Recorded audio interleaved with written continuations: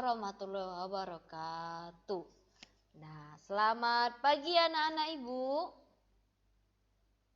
Ya, ketemu lagi sama Ibu Asinani Padok Simatupang dalam pelajaran prakarya. Nah, untuk minggu ini kita bakalan membahas alat penjernih air dari bahan buatan. Nah, sebelum itu Ibu pengen tanya kabar kalian. Kabar kalian sehat ya?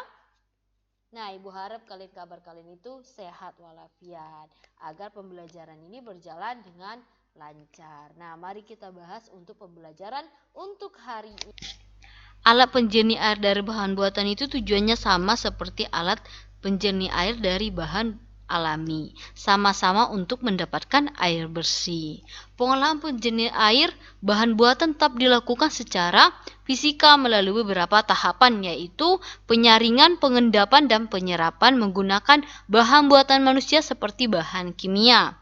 Perbedaannya adalah pada bahan buatan yang digunakan seperti tawas dan bubuk kapur. Nah, oleh karena itu, sekarang kita bahas apa saja bahan buatan yang digunakan untuk penjernih air. Nah, oke, kita bahas yang pertama itu adalah Chlorine tablet yang digunakan untuk membunuh kuman, virus, dan bakteri yang hidup di dalam air. Nah, ini pasti sering kalian ketemu ya. Ini juga sering digunakan di keperluan untuk rumah tangga. Nah, yang kedua itu ada pasir aktif, itu biasanya warna hitam dan digunakan untuk penyaringan air, sumur bor, dan sejenisnya.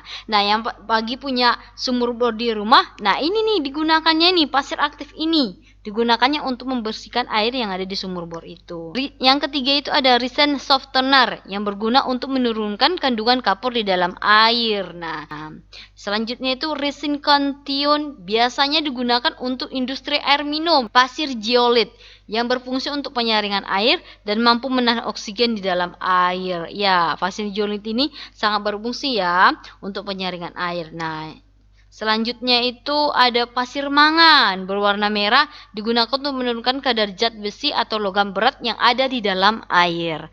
Nah, selanjutnya kita bahas itu ada pasir silika yang digunakan untuk penyaringan lumpur tanah dan partikel besar atau kecil di dalam air dan biasa digunakan untuk penyaringan tahap awal. Nah, ini juga bisa digunakan untuk sumur bor. Ini untuk penyaringan tahap awal. Nah, selanjutnya itu ada karbon aktif atau arang aktif. Nah, sesuai dengan pembahasan kita minggu lalu, nah di sini digunakan juga arang aktif. Arang aktif itu sendiri adalah jenis karbon yang memiliki luas permukaan yang besar sehingga dapat menyerap kotoran di dalam air. Nah, arang itu sangat berfungsi baik di dalam alat penjernih air dari bahan alami atau bahan buatan. Nah, selanjutnya kita bahas itu tawas dan kaporit yang sering digunakan di kolam renang. Nah, tawas dan kaporit juga sering kita jumpai. Contohnya itu di kolam renang. Oke, sekarang kita masuk ke polyluminium klorida atau PaC. Ini digunakan untuk mengendapkan lumpur di dalam air. Nah, ini jarang kita jumpai ya, tapi ini dibuat salah satu bahan buatan. Nah, oke, selesai kita bahas untuk alat dan bahannya untuk alat penjernih air dari bahan buatan. Nah, sekarang kita bahas itu teknik dan prosedur pembuatan alat penjernih air dengan bahan buatan. Teknik pembuatan alat penjernih air dari buatan sebenarnya lebih mudah, yaitu dengan menyiapkan bak atau tempat penampungan air kotor yang memadai diberi pengandung bahan kimia. Nah, tapi ini wadahnya lebih besar lagi anak-anak ya. Nah, selanjutnya menyiapkan bak pengendapan dan penampung air bersih. Pembuatannya bak-bak tersebut pasti akan menerapkan teknik melubangi, menyambung, memotong, dan yang baik agar alat penjernih air tidak bocor. Nah, jadi ini memerlukan melubangi, penyambungan, dan memotong seperti yang kita pelajari minggu lalu ya. Nah, penjernih air dengan bahan buatan biasanya diterapkan di daerah yang memiliki tingkat kekotoran air yang cukup tinggi. Nah, untuk di sini kita jarang jumpainya ya. Kekotoran yang dimaksud seperti tercampur salah satu atau lebih bahan pencemar polutan seperti lumpur, zat pewarna, kuman, serta yang lainnya. Nah, yang paling sering kita jumpain ini di negara-negara mana coba? Ya, negara India mau kita jumpai, atau jangankan ke negara India, kita mungkin juga menjumpainya ada di daerah perkotaan, contohnya di Jakarta. Ya, bisa juga ada di situ. Sedangkan air di sana itu udah banyak yang tercemar. Ini yang paling sering kita jumpain, kolam renang. Nah, biasanya seperti yang Ibu bahas minggu lalu ya. Kolam renang itu salah satunya bahan buatannya yang paling tinggi.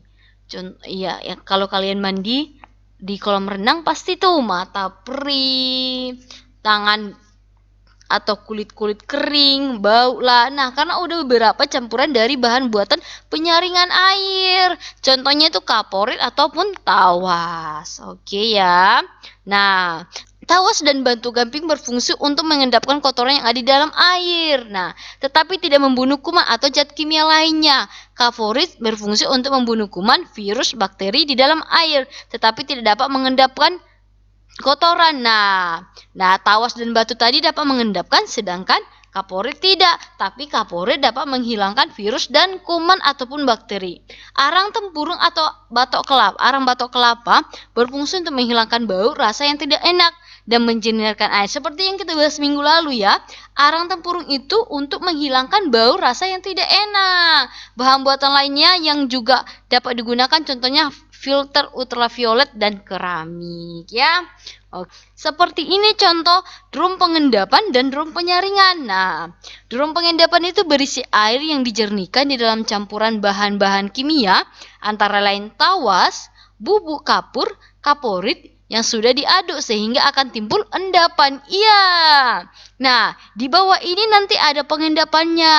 Nah, pertama kan kita campurkan dulu nih kimia dari bahan tawas, bubuk kapur kita campurkan. Nah, kita tunggu beberapa jam atau 12 jam sampai nanti mengendap kotor-kotoran ke bawah, air bersihnya ke atas. Nah, keluarlah air bersihnya dari sini. Ini tahap pertama ya. Nah, selanjutnya itu drum penyaringan atau bahan alaminya. Nah, turun nih. Nah, ada pasir halus, ijo, arang, batu kerikil. Nah, pertama kita bikin batu kerikil dulu, arang, ijuk, pasir halus, baru keluar airnya. Air yang tahap pertama ini penyaringannya. Nah, keluar ya. Nah, sampai akhirnya mengeluarkan air bersih lagi, lebih bersih lagi. Ya, seperti itu, seperti yang Ibu bahas minggu lalu. Nah, sekarang kita balik ke poin 4, tahapan pembuatan penjernih air dari bahan buatan. Nah, perencanaan, ide dan gagasannya, satu buah penjernih air dari bahan buatan. Identifikasi kebutuhan pembuatan penjernih air berdasarkan bahan dan alat yang tersedia di sekitarmu dan dibuat secara efisien sehingga tidak memakan tempat. Bahan dan alatnya, penjernih air dengan bahan buatan yaitu dengan menggunakan tawas, kaporit, dan batu kapur tadi. Nah, 1. Atur ketakaran atau dosis bahan kimia untuk penjernihan air.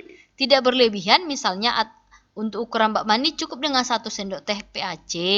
Nah, yang kedua, gunakan alat bantu masker saat pencampuran atau pengetahuan bahan buatan agar bahan buatannya tidak terhirup. Ya, gunakan untuk perlindungan kita sendiri. Ya, menggunakan masker. Nah, sekarang kita membahas bahan.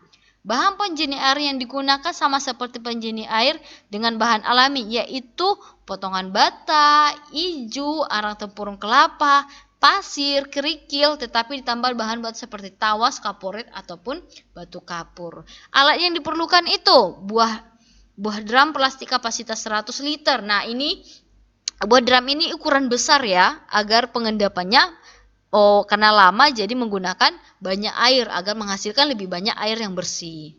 Bak paraloin pipa. Nah, diameter 1,5 inci, pengadukan dari kayu ember, keran, lem pipa, selotip, dan tali plastik dan gergaji yang biasanya digunakan juga ya. Ember, keran, lem pipa, selotip, tali plastik, dan gergaji. Seperti ini gambarnya. Kaporitnya dari atas ya, kaporitnya nih. Ada kaporit tawas, batu kapur. Nah, pertama itu kita siapkan dulu ininya ya. Ininya wadah endapan lumpurnya. Nah, kita gabungkan antara tawas, kaporit, batu kapurnya, diadukkan, diaduk selama 5 menit, didiamkan 10 menit ya, didiamkan 10 menit. Nah, nanti ini ya, sumbat pipanya itu dicabut agar airnya masuk lagi ke sini. Nah, sebelum masuk ke sini, selama menunggu 10 menit, kita siapkan ini dulu. Ijo arang, ijo kerikil, pasir pecahan genting. Nah, setelah 10 menit, baru kita buka ini sumbatannya masuk. Masuklah air penjernih. Sekian pembelajaran hari ini. Jika ada pertanyaan, silakan ditulis ke dalam buku. Minggu depan Ibu jawab pertanyaannya ya. Sekian pembelajaran hari ini. Semoga anak-anak dapat memahami. Ibu ucapkan terima kasih. Assalamualaikum warahmatullahi wabarakatuh. Selamat pagi. Ya, selamat pagi.